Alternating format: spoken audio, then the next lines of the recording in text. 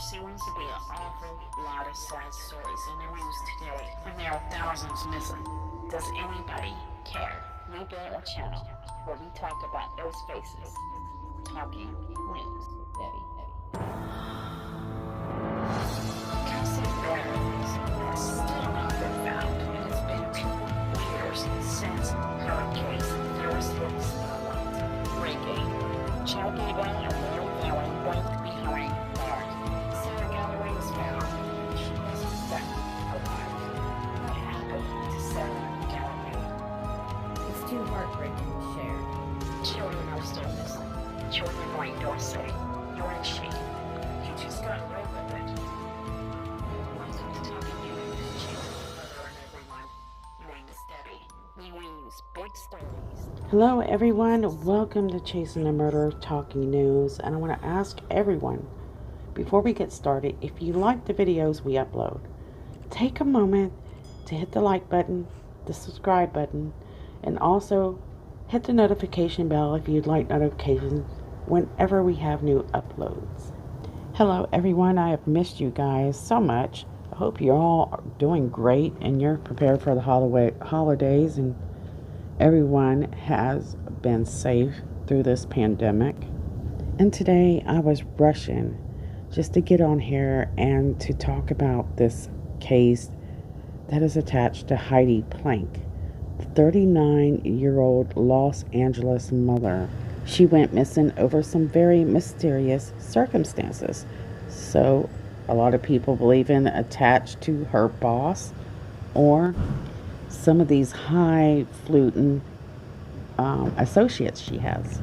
So again, Heidi Planck, 39, is a California mother who was reported missing on October 20th of 2021. And according to multiple sources, including a LinkedIn profile, she works as a controller and executive assistant at Camden Capital Partners. She is described as being 5'3", 120 pounds, a white woman with blonde hair and blue eyes. And so there's a player in the story we need to know, and that is Jim Wayne, who is 63. He is known as Heidi's ex-husband. The pair actually divorced after having their son Bond, which was about 4 years of them being together. Heidi's ex-husband Jim is a hairdresser for the celebrities, so we hear in Beverly Hills. And what is strange is the fact that Heidi and Jim, they actually had a 24-year-old age gap during their time or their relationship. The two had different parenting styles when it come to their son Bond. He said that Heidi's parenting style was a little bit more relaxed, which kind of contradicts some things that we'll see later on in the story. So remember guys, Heidi is tied to several highfalutin folks, and we'll talk about that shortly.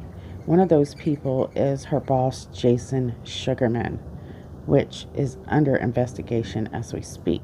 So let's talk about the day that all this started. It's October 17th of 2021. Heidi Planck is divorced, and she lives in a Palms home on the Los Angeles west side in California. And during this time in her life, her son Bond is 10 years old. We know that Jim and Heidi are divorced, but they have a long-standing and what seems like a close relationship because of their son, Bond. And in this part of the timeline, the couple has been divorced 9 years. But their relationship isn't always so perfect. In fact, it's kind of on and off. And let's also say that Heidi Planck's past has a few red flags. Nothing too major, just a few. And so let's go over a few of those. So we know that Heidi has a history of using Adderall. And we learned that there's a possibility that she has a few mental breakdowns a few years back, which will lead to one hospitalization and treatment. We're not certain what her treatment was exactly, but we do know that she had checked herself in at one point in time. So what put Heidi in this situation? Well, according to her husband Jim, he said right before Heidi admitted herself. And guys, you can jump back to my previous video on Heidi Planck and catch more details on this. I'm just going to kind of skim over this a bit. No major details. Anyways, Heidi's ex-husband says that Heidi is supposed to have her son for the day. Jim, Heidi, and their son actually hung out that day for a little while before she took off, and she was acting strange. When they were in a store, her senses seemed to be extremely heightened, and she was bothered by that and mentioned to Jim that she needed to get out of there. She goes home with her son, but she ends up ultimately calling her ex-husband to come pick up their son Bond. Jim thought that was odd, but he goes over there and he finds that Heidi is standing at the front door with her son with a plate of bacon in her hand. At that point, we learned that Heidi actually rides in Jim's car with their son to Jim's house. At that point, Heidi goes into her son's room and hangs out with her son, just playing, spending time with one another. Jim said that he noticed that things were kind of getting kind of loud in his room, but didn't think much of it because he could hear his son laughing. But a short time later, his son comes out of the room and approaches his dad. Bond's room is in chaos, destroyed. And so Jim was looking for Heidi and noticed that she's nowhere in sight. Well, Bond says that Heidi actually went out the window. They find out later that she was running through the neighborhood. And not too far away, a neighbor called the police because Heidi was there switching their breakers on and off. Police pick her up and they take her back to Jim's house, and he says, yes, that's, my ex-wife. All we know really is Heidi actually admits herself into a psych facility, and that from there she called her ex-husband to come get her, but ultimately she decides to stay. But Jim says that he remembers during that time she seemed to be a bit delirious. She even forgotten that she had a C-section with her son Bond. Jim was actually fighting for full custody of their son during this time. So that's all we know really about some of the darker things or bad or worse times in Heidi's life that she had going on. And you can read these documents. Actually, I have them on a video previous to this one, attached to some of the things Jim says that he was dealing with during that time. We do know that Heidi was a bit delirious. She didn't remember having a baby.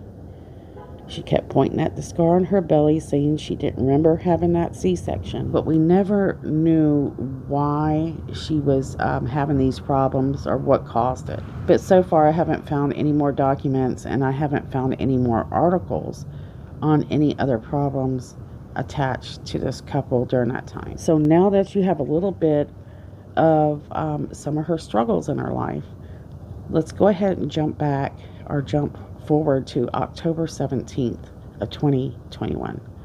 This is the last day that Heidi Planck is seen. And so we know that Heidi Planck had actually had plans to go to her son's game that day. But before that, Heidi had just texted her ex, and she had sent flowers. And in his text, she thanked him for all that he does for their son. It reads, "Thank you for all that you do for Bond. He adores you, and you're a very special person to him." So Heidi and Jim were also preparing to celebrate their son's 11th birthday, which was coming up in the near future. Those are not the only plans that Heidi had. In fact, she was communicating with her family, and she had plans to spend the holidays with them. Plans of the future means that she plans to be here. October 17th. It's a beautiful day, and Heidi is preparing to go to her son's game. Now, home security footage actually capture Heidi and her dog walking out the front door of her townhouse, which is worth about $1.7 million, and it's located near Culver City Arts District. Heidi's dog is a Labradoodle, and its name is Seven. As she walks out the front door, her dog is right there by her side. And at the time, it was hard to see some of that video because it was poor, but it appears that she has a beverage in her hand, a shirt wrapped around her hips, and she's wearing jeans, a smiley face t-shirt, and that sweater she has wrapped around her hips has a grayish color to it. The point of explaining what she was wearing that day is to describe, her thoughts of what her plans were that day. So it doesn't seem like she had anything too extravagant planned. And I'm not certain whether or not she had her phone with her. Some sources say yes, some say no. The beverage in her hand is speculated to be a cup of coffee. And in her other hand is speculated to be her cell phone, which when the story first broke, they said that she did not have her cell phone. As you know, news stories, the information usually isn't all that great.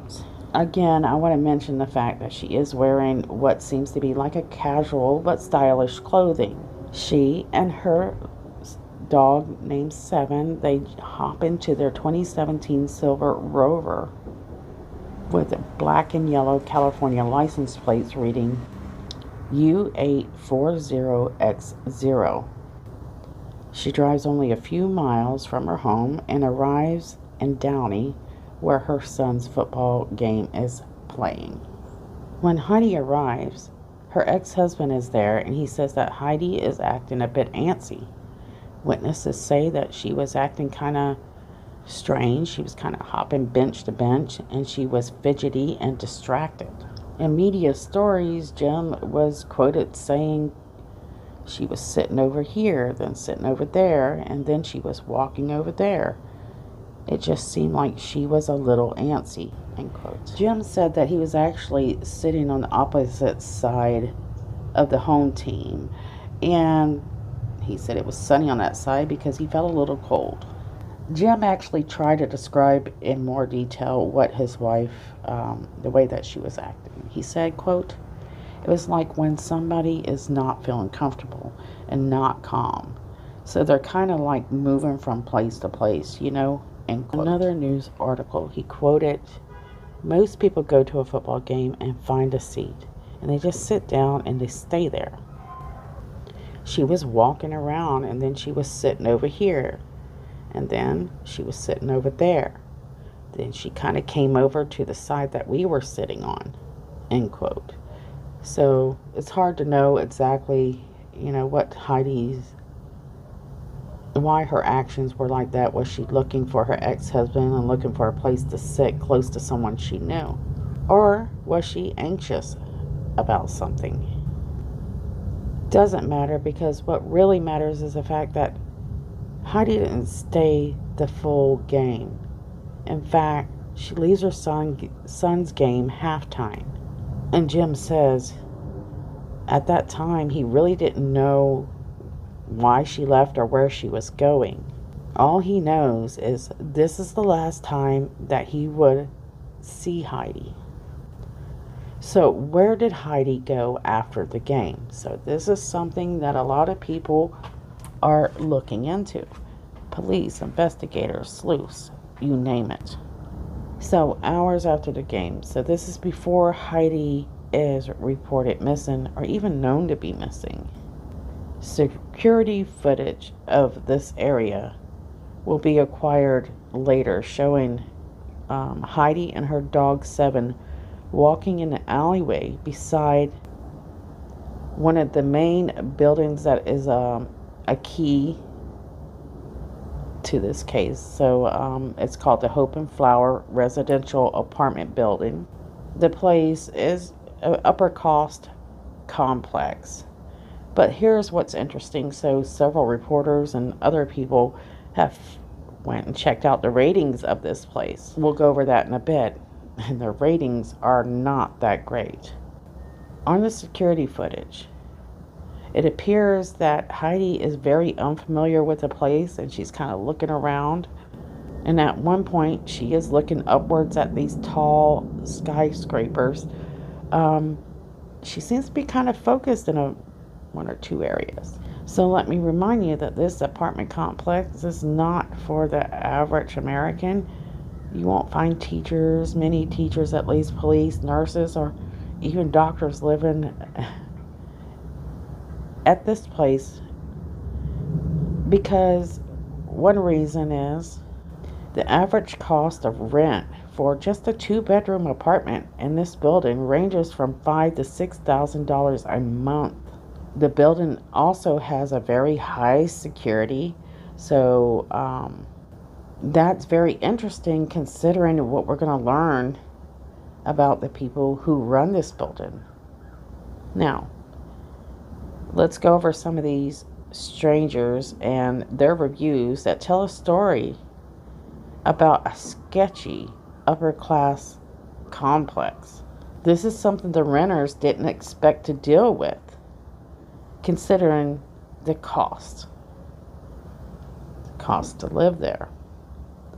So they say residents experience loud parties, gunshots, a lot of rowdy noise, and something I want to discuss again in more detail shortly.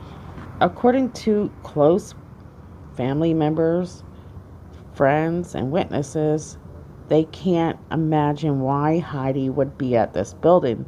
This is something they're not used to her mentioning. At least they've not heard it. But this is the last security footage that actually shows Heidi alive, so that we're aware of. Now, on the night of October 17th, Heidi's son Bon is actually reaching out to his mom through text, but he receives no response. And on October 18th of 2021, Bon continues to reach out to his mother, but there's really no response. In news articles, Jim Wayne says that he and his son Bon became increasingly alarmed, then growing frantic as they tried to unsuccessfully call and text the mom, and that he is texting from both Bon and Jim's phone. Around 7:31 on the evening of October 18th, 2021, Bon writes, quote, "Can you please call me back? I called you 2 days in a row and you haven't picked up," end quote. But that text goes unanswered. October 19th, 2021. They continue to still have no response from Heidi. As October 20 approaches, Jim says that he takes his son to school, drops him off, and he knows that they have made an arrangement, or that's their normal arrangements, for Heidi to pick up their son. And Heidi's son continued to text out to Heidi, quote, "Please call or just text me because I want to make sure you're okay and I'm worried about you," end quote. Between October 17th through the 20th, Jim says he's not too worried because he thinks maybe Heidi is visiting her boyfriend. In fact, Jim says earlier that week, Heidi was not too happy with her boyfriend, Naeem Salam. And Naeem lives in the Bay Area. And here's a little bit of an interesting tidbit. Heidi's boyfriend works for a non-profit organization where he is the vice president of operations for the godfather of Facebook, Mark Zuckerberg. The name of the organization is Chan Zuckerberg Initiative, which we know that a lot of the highfalutin people like to do a lot of their money laundering through their nonprofits. Anyhow, according to Jim, Heidi is angry because she wanted to spend time with her boyfriend, but he said he didn't have time to do so. He had to work. According to Jim, this is basically what their argument was about, was the fact that they wouldn't be able to see each other. But an interesting note is the fact that Jim said that Heidi had sent her boyfriend an alarming text. A text telling him, quote, that she was afraid, end quote. This was the reason she needed him to come to LA. So this is something we haven't heard much about from the police or anything, which is to be expected, but also it's just speculative until we see it on documents. But if it was true, it doesn't sound, it sounds kind of fishy, because what would she be afraid of? Especially the weekend that she disappears. This is something that she has written, somebody close to her, that she has concerns, and then now she has vanished. And there's no doubt in my mind that maybe this boyfriend knows a little bit more than the rest of us do. I don't think he realizes that now that he is the boyfriend of a missing woman. Well, he's going to have a lot of eyes turned toward him. But an interesting fact is that Jim will say later on to media that he has no worries about this guy, that he's a good guy, referring to Heidi's boyfriend, Salim. Now, we know that Heidi has a boyfriend, according to Jim. I want you guys to take notes that later on, through other articles, which are not proven, but there are rumors that she may have another man in her life, which we'll go over. So we are learning that Jim had no worries about Salim and didn't find anything about him odd. However, the fact that Heidi has not had contact with her son, now that is odd. Let's continue, move forward. So October 20th, 2021. We learned that Jim, Heidi's ex, is very surprised that he has not heard from Heidi. And he hasn't heard from her in days. He says that they spoke every single day. Suddenly, there's this emptiness, silence. So he and his son wake up the next morning. He takes Bon to school, drops him off, and is expecting Heidi to be there to pick her son up. She was always reliable to do that without any question. In fact, he stated in an article later, quote, "She is a devoted mother who would never ever leave her son," end quote. Bon awaits for his mother to show up. He's been concerned that she hasn't answered his texts, but he only becomes more disappointed when he realizes she never shows up. Immediately, they realize something is extremely wrong. At that point, Jim picks his son up from school, and he says from there they immediately head to the police station, and they tell the police that they haven't heard from Heidi since October 17th, that evening. It's now been 3.5 days, and there's been no show, no text, no phone, nothing, no contact, no proof that Heidi is in this world whatsoever. And they are panicked. Jim says in a news article that, quote, "I first became worried when Heidi didn't show up to pick up our son at school, and I contacted the West LA Police Department immediately," end quote. And again, he said that's when he and his son drove to the station, very concerned. During the time that Jim is at the police station, Heidi's friends are actually dispatched, and they head to her house to check in on her. And at some point, after Jim makes contact with police, they show up at Heidi's home. And it seems that Jim must have been able to get into her house, because he describes that once they arrive there, that they discover that she had left behind her work computer and her work phone. For some reason, at some point, Jim is able to get his hands on this computer and phone and take it home with him, where he has it for approximately close to a week before he turns it into the police. Let's jump back a little bit to the security footage showing Heidi leaving her home, getting into her car with her dog Seven, and heading to her son's football game. Some people say that Heidi has a phone in her hand during that time. Now, interestingly, Jim has her work phone. And we know that there is a couple at the Hope and Flower apartment complex who has found this dog roaming the 28th floor alone. And it's approximately 3 hours after she is seen on the Hope and Flower security footage that these people actually sent a message to Heidi's work phone. In that message, they described that they found a dog and they believe that the dog belongs to her, and they're trying to get contact. But is this work phone number listed on the dog's microchip? Is it listed on its tags? Well, we don't know.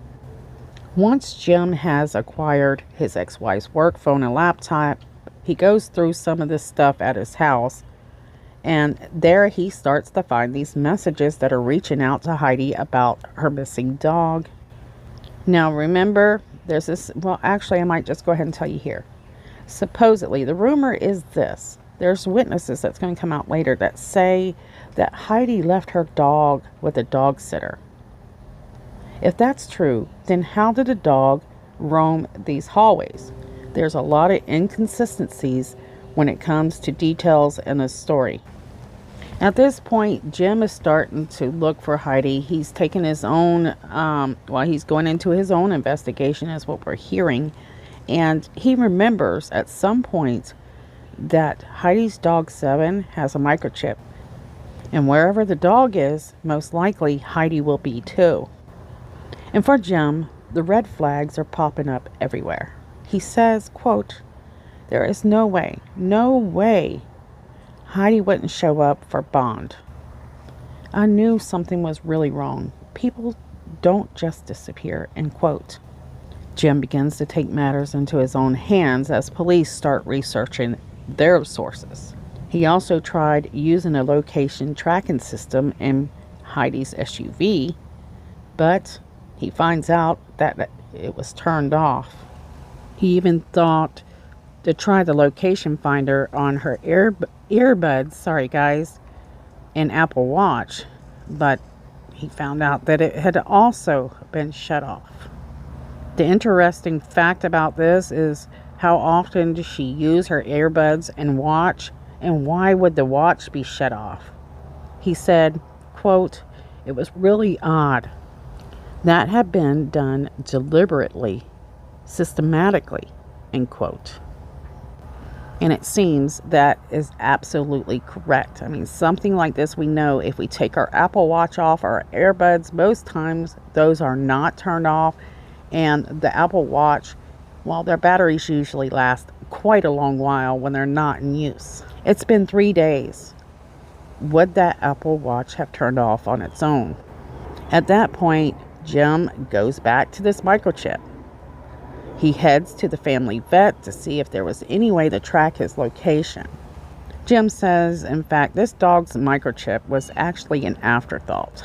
And he was quoted in another media source as it being 3 to 4 days later that he started actually using this microchip as a way to locate Heidi, his ex-wife. In the coming week, they do investigations. They go to this apartment complex and they speak with the managers, and they're trying to get the security footage of, well, anything they can get their hands on to see if they can maybe lead to some kind of answers as to Heidi's whereabouts. They won't acquire this video footage immediately, and this is because for some reason this apartment complex is very stern on not allowing them to get their hands on, or even helping them, like sitting down beside them and say, let's look through it together and see if we can help you. They were just stern and adamant of not helping contribute to finding Heidi whatsoever. Remember, we've already read reviews where there's some quite shady things going on in this very huge luxury apartment complex. It isn't long and police are able to serve the complex with a warrant and able to go through this security footage. And they actually locate Heidi walking in an alleyway of the building. They don't tell us that they ever see anything of her inside the building, but they are able to kind of narrow down somewhat a timeline, saying that they believe that dog was found 30 minutes after Heidi arrived at the Hope and Flower, or 3 hours after she left the game, something like that. And last I checked, this timeline is a bit sketchy, and this is because police are not sharing much information, which means you may be seeing some arrests as soon as they finish searching for her. So around in between October 21st through the 23rd, Jim decides he's going to make a few phone calls, see if anyone that Heidi knows or he knows that Heidi knows has seen or heard from her.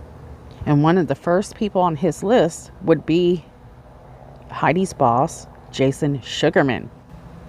The man that we know is already being investigated by the SEC for some very fraudulent and sketchy business deals actually attached to the place Heidi works for. So what we know, and I really need to work on more details on this, I just haven't had time. We know that Jim calls Jason, and when he tells Jason that he's really concerned as to where Heidi is, he's finding out that Heidi isn't at work either. And this boss doesn't seem very concerned whether or not Heidi can be found or is found or if she's even missing. However, Jim stresses that his main concern was the fact that she had the work computer at her house, and he was adamant about that computer being returned and given back to him. In fact, while on the phone with Sugarman's assistant, Jim says he hears Sugarman say in the background, and he's on the phone with Jason's assistant, just to make sure I've said that, quote, "Make sure he knows I want my laptop," end quote. Jim said there was no concern at all for his ex-wife's disappearance from her employer. Here Jim is, he's letting her boss know that they're worried that Heidi, something's happened to her. This is a multi-million-dollar company, and they didn't offer to help find her, hire a private investigator, or put up any type of reward. Jim said, quote, "The only thing they really seemed concerned about was Heidi's computer," end quote. Jim told media sources that he never returned that laptop to Heidi's boss, but instead turned it in to the police after having it nearly a week. And according to Jim and friends of Heidi, they don't believe that Heidi has any known connections to this apartment complex or building. And their concerns are is the fact that this is kind of a new building. And so it had plenty of surveillance equipment, updated surveillance equipment. But for some unknown reason, the building, they're just not being very cooperative. They say that they were just ultimately very reluctant to cooperate with police. And it's not until this warrant is issued, like we mentioned, that they actually hand over the video. So in this video, they find Heidi walking down the alleyway. She appears to be not very familiar with the area, in my opinion. And that sweater that was wrapped around her hips are now over that smiley face t-shirt. Again, notice that she's not really dressed to go. She doesn't appear to be dressed to go to any type of party. She doesn't appear to be dressed to go to anything that's any type of celebration where one would usually dress up a little bit more. This is important to know, guys, for the rumors and speculation that we're going to go over shortly. I'm sorry, guys, we're kind of jumping back and forth here, so I may get lost a bit or repeat something a little. But remember that Jim was looking into this microchip that Heidi's dog had, and he was headed to the vet. He said no sooner had he arrived at the vet when Heidi's work phone received a text message from an occupant of a high-rise luxury apartment complex. Now, this doesn't seem to be go with the timeline that we're hearing about, that the dog was kind of released 30 minutes after she arrived, or 3 hours. And I'm sure this has been updated, but I just haven't had time to look into it. But I feel like that it's important to know when the dog was found, how the dog was found, and more details about these texts. But supposedly the dog had been found several days earlier, on October 17th, just hours after she left the football game. And they're trying to locate the owner of this dog that they found. Now, Jim really doesn't go into details, at least that I've found, of what, exactly this text had to say and what, really happened. But long story short, he is able to actually pick up that dog later on. Now, remember, supposedly a witness will say that this dog was with a dog sitter. And how they acquired Heidi's phone number is going to say a lot in this case. At this point, Heidi's friends are getting more involved. Jim has got contact with several people, including Heidi's family. Friends are putting out flyers. They're going to this Hope and Flower apartment building, asking questions. And you also have people who run YouTube channels that go and also try to poke their nose, probably where we shouldn't do. One thing I try not to do is, when I do this kind of stuff, is not to interfere or hurt a case. That's the last thing you want to do. Because the reason for actually doing these videos is to bring justice and awareness. We are not here to benefit ourselves. While most YouTube channels that I've come to know covering this topic, many of them are here to help. But every now and then you have this handful that are masked with help, but in reality they're just in it for themselves to get the first thing out and heard on their YouTube channel or news. I mean, it's just, that's the way it is. You either have people who really care or people who don't, and the people that don't always put things in jeopardy. So we don't want to do that here. So right now the police are kind of quiet, which means that they're working on something. And when police go quiet, you definitely don't want to share any information during that time. So while friends were very, very concerned about Heidi's whereabouts and the fact that her dog was found roaming the 28th floor alone, so were the San Bernardino police. And one of the police chief actually shared some information with the media. It said, quote, "People are very, very attached to their pets, and their pets do not just go missing. There is clearly something out of place here," end quote. Jumping back to the Hope and Flower. A lot of people consider this apartment complex to be very suspicious. Some of the residents in this apartment building being questionable people. And all of these little, what they call criminal activity that's been going on in this building, and the gunfire that some residents have heard, has now been kind of brought out in the open. One media source said that they took a look at Yelp.com, where they find that some residents actually hate this building. One of the reviews reading, quote, "Do not move here. Resident of 18 months. Plenty of other buildings in the area to choose from. Rent at your own risk." According to Sun, they actually listed 14 alleged issues, including theft, rampant drug use, rowdy residents, claiming that security cares more about people wearing masks, sunbathing by the pool, than following the neighbor issues or concerns. And just a few months back, a second resident posted Warning, prospective residents. Quote, do not move here. Don't fall for the nice amenity spaces and valet parking and make the mistake of thinking this is a luxury. This is anything but. So several residents raising the red flags, and the complex doesn't seem to be concerned because it seems to continue on and on and on. Rampant drug use is a huge concern. So for rumors and speculation and witnesses that come forward later, if we compare what they say to what we're hearing from reviewers, well, we have to wonder what's going on. And you have to think, for investigators, they're going to have a lot of homework because she is surrounded by, I'm telling you, this must for me, it seems like the real life Clue.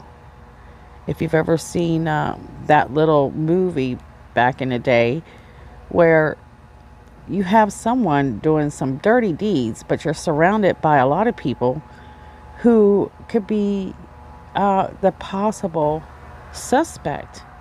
But my God, which one is it? There's so many of them. So you have Heidi, who has an ex-husband who seeks full custody of their son. Then you have Heidi's boyfriend, who just had an argument and supposedly sent a message saying that she was afraid. And then finally, let's get back to her boss, Jason Sugarman, a high-fluting businessman who has high-fluting, relatives, friends, reaching all the way up to Hunter Biden, the President of the United States' son. Not only that, Jason Sugarman is the husband to a Hollywood mogul's daughter. And he's also attached to a bunch of shady businessmen, including businessmen rumored to be involved with the mafia. I will try to do another video where we go into more details on these people, but I really don't have time. We're already going over 40 minutes with this one. But anyways, some of those businessmen, including, it says the one time, quote, porn king, end quote, as well as a huckster with ties to the president's son, which I just mentioned, Hunter Biden, all of which who also are alleged to be tied up in that $43 million scheme that we mentioned earlier, attached to Heidi's boss and work. So this was the alleged scheme to build $43 million from the Native American tribe with phony investments. I'm telling you this because what we're about to hear from Jim is going to stir a little bit more of your interest and probably also increase your suspicion of Jason Sugarman. And maybe he might have ties to the fact that Heidi is missing. A few days before Heidi is reported missing, Jason Sugarman, her boss, is actually captured on her home security walking up to her door, knocking, ringing the doorbell with a plate of what they believe to be some type of muffin in his hands. Heidi doesn't answer the door, and so he sets the muffins down on the ground and leaves. So a lot of people are thinking, what's up with that? What's going on with that? So, and also remember that when Jim addressed the fact that Heidi was missing with Heidi's boss, he was only concerned, according to Jim, to bring his laptop that Heidi had at her home. Wasn't concerned about her whereabouts or if anything happened to her, which is a kind of an act. It can be taken as he's scared to death for anybody to get their hands on that. But also, it could be the fact that he knows that she's no longer here. So, and he wants that laptop. We know that the SEC is investigating Jason Sugarman's company and that his business partner, Jason Glanis, was sentenced to 189 months in prison for his participation in multiple fraudulent schemes. According to several media sources, Jim said that Heidi was working with Jason Sugarman daily, and that's for sure. He also added the fact that now the police have their hands on that computer and that they are looking into everything attached to Heidi, including what's in that computer. And that's absolutely one of their lines of inquiry. So at this point, we're moving a week into Heidi's disappearance.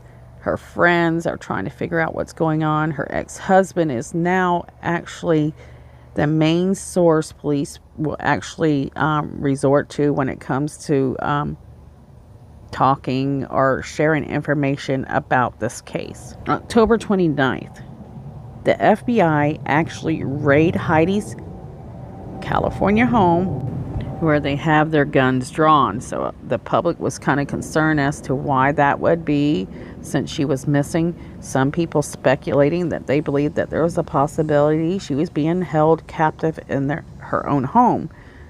Well, that's kind of questionable, since we know that somebody went inside that house in order to obtain her computer and phone.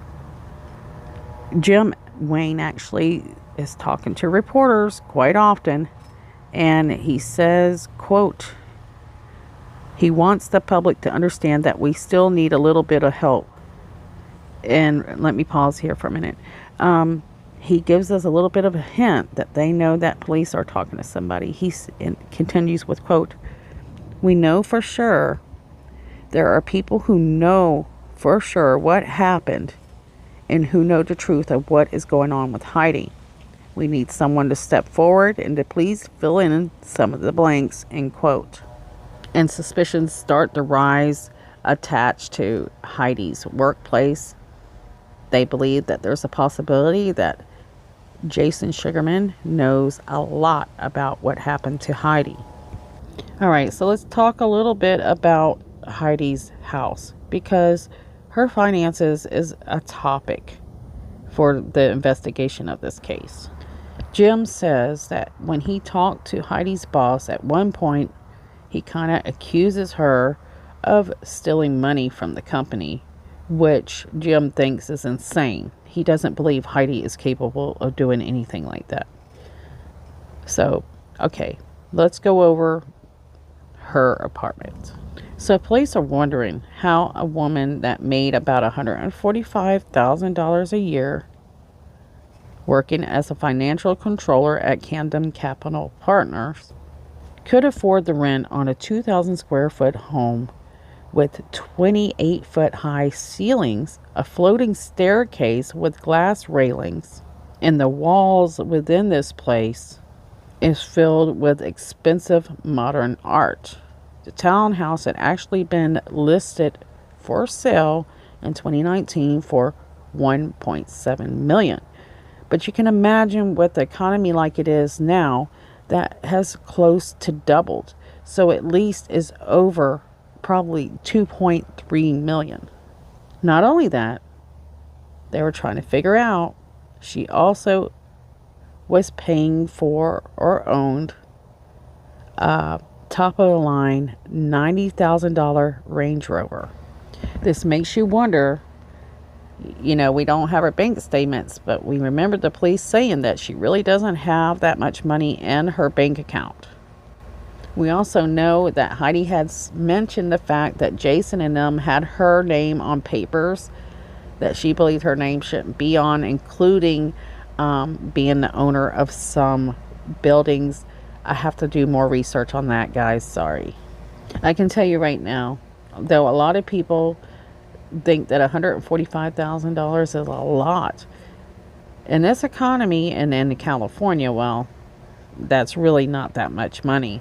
One thing I do know is she liked to hang out with friends and go to high, how should I put this, end events. So she would go to these big fluty events that cost money and hang out with people who had quite a bit of money. So you have affluent people that she's dealing with as well as fluty people. When her story first broke, it was mentioned that no one knew why she was in these apartment buildings and that no one there knew anything. But there are some rumors that there are some witnesses, up to 5 witnesses, that saw what happened to Heidi October 17th. And we'll talk about that more. Meanwhile, when this first story breaks, a lot of people are wondering, was she being held against her will? Was she kidnapped? Or was there foul play involved? And was she still at that apartment complex? At least for me, I felt like she never left. And now we're heading into November and there's no sign of Heidi, and her son's birthday approaches. Her son talks to media a little bit, as well as Jim. Jim spends a lot of time with media. But Bond's birthday comes and goes, and his mother never shows up. At one point, NBC says that Jim and his son talked to media and that his son was doing okay until he saw a photo of him and his mother the other day and just totally broke down. Jim said, quote, "He told me that he just wanted to spend more time to talk to her. That hurt. That was really painful. What kid wants to spend its birthday without his mom? We're just hoping for a miracle and that she comes home," end quote. Okay, so the son comes out with a story. And the story says that police are talking to 5 people. They also mention the fact that they find some forensic evidence in this building that says that there's a possibility that Heidi is no longer alive. People begin to wonder, what is this forensic evidence that police found? Was it, we call it residue, so that we don't seem like maybe we can continue to be monetized, guys.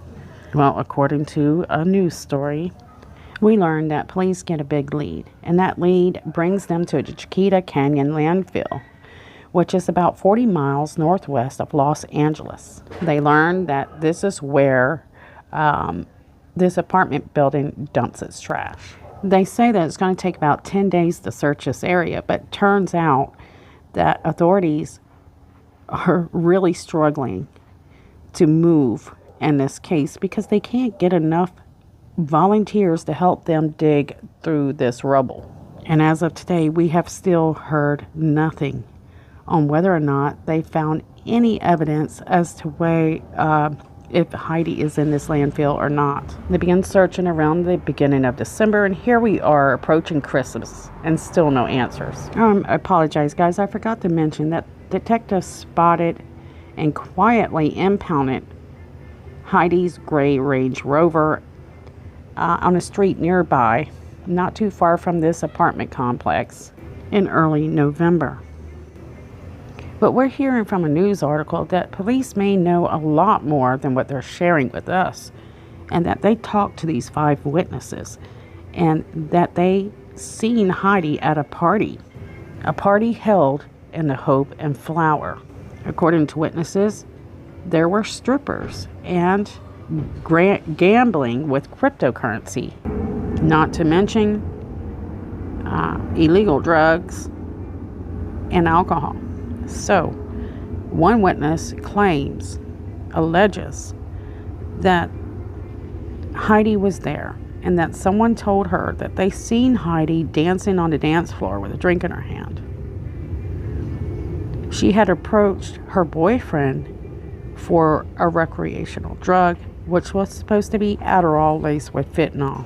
There's one thing that is true, is we have had warnings through news articles about illegal drugs that have been distributed laced with fentanyl, which is causing a lot of deaths, many problems. They have busted students out of college in Texas for this type of drug, and as well as people coming over the border from Mexico distributing these drugs, as well as selling false drugs that do not have anything in them at all. But they're warning that this Adderall and laced with the fentanyl is very dangerous. Again, we're not so sure if this is what really happened, but this is what they're trying to say. That Heidi has another boyfriend. She had left her dog with a dog sitter in that building. And that's very interesting to me. Who is this dog sitter? And supposedly a YouTube person, I can't remember who it is, went to this apartment complex, a vigil, and got in contact with someone who spoke to someone that saw what happened to Heidi that day. According to that witness, they say that Heidi was on the dance floor and she just collapsed. They say that they try to revive her, but they're unsuccessful. So their solution, because they had illegal drugs there, strippers, gambling, was to throw her down a chute in the building. And they say that they heard her go down the chute and then suddenly stop around the 28th floor. And so they had to go to the 28th floor. This is the same floor that they found Heidi's dog, by the way. And I guess they assist Heidi to continue downward, which makes sense that police wouldn't have a tip to go search a landfill nearby. But there are many of us that don't believe this story. And not only that, if this is true, then why hasn't there been any arrest made?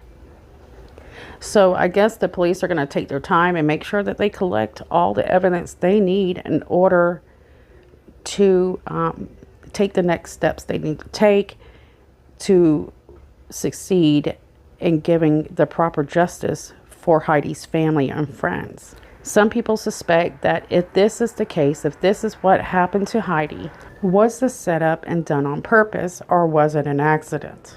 Many people believe, knowing the people that she's around daily and some of the controversy surrounding those people, there's a possibility that this is something that might have been planned. Share what you think below. I know, guys, I've been behind lately on my channel, and I've just been so busy, so many things going on right now. And I hope you guys are doing wonderful. But I do like to hear what you guys think about a case. So don't forget to drop those comments. Share what you think.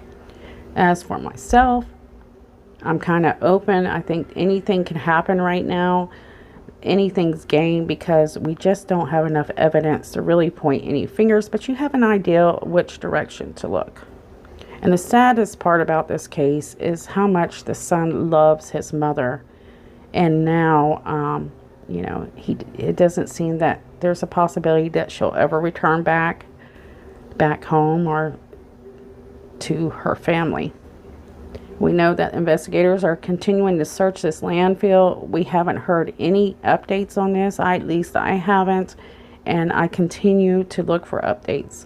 Hopefully, we will get some type of answers. Now, guys, I want to say that I hope all of you guys are doing wonderful. You know, I love you guys. I want to say thank you so much to my subscribers. And thank you for being such a great support system to this channel. I especially want to thank everybody who watched that intro every single time, that show the faces of the girls that we have missing. There are families out there that will appreciate you looking. I absolutely miss being here with you guys. I love you guys. Just please stay tuned, hang in there. I hope to be back soon. And anyways, guys, sending my love, hugs, and I'll see you guys soon.